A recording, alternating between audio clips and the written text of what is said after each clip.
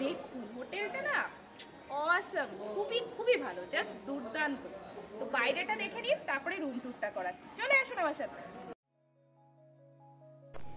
এই দেখুন, এটা বাইরের দিকটা, হোটেলের বাইরের দিকটা। এটা হচ্ছে পার্কিং এরিয়া, এখানে আমাদের গাড়ি পার্ক করা ছিল।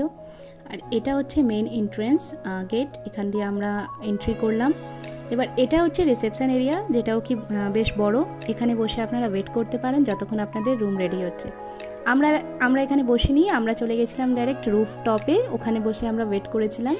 তো এটা হচ্ছে রুফ টপ থেকে নেওয়া ভিউজগুলো, মানে ফটো, এগুলো খুব সুন্দর ভিউজ আসছিল রুফ টপ থেকে। আর এটা হচ্ছে ছোট একটা বার, আর এর সাথেই মানে পাশেই দেখুন এটা হচ্ছে একটা বার এরিয়া, যেখানে এখানে বসেও আপনারা ওয়েট করতে পারেন অবভিয়াসলি।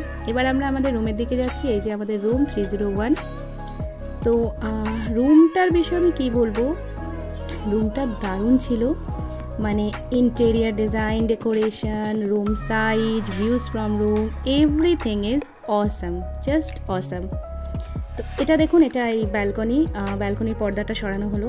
এবার জানালাও ছিল, চারিদিকে জানালা, তাই জন্য লাইটের কোনো অসুবিধা হচ্ছিল না। বেশ মানে জানলাগুলো খুলে পর্দাগুলো সরিয়ে দিলে বেশ লাইট রুমটা হয়ে যাচ্ছিলো। এটা ব্যালকনিটাও বেশ বড়, আর ভিউজগুলো দেখুন দারুণ। আর এখানে আমি অনেক রিলসও বানিয়েছি, খুবই পারফেক্ট এরিয়া রিলস বানানোর জন্য। যাই হোক, রুমটা আমার খুবই পছন্দ হয়েছে, খুবই ভালো লেগেছে। এই যে দেখুন, রুমেতে টেবিল, চেয়ার, হিটারও ছিল একটা, খুবই মানে ফ্যাসিলিটি অনেক কিছু সবই দেওয়া ছিল। আর এটা একটা ডিলাক্স রুম, কিন্তু সাইজটা অনেকটাই বড়। আর দেখুন ওয়াশরুমটাও বেশ বড়, শাওয়ার এরিয়া আলাদা। তো যাই হোক, সব কিছু মিলিয়ে হোটেলটা জাস্ট দুর্দান্ত।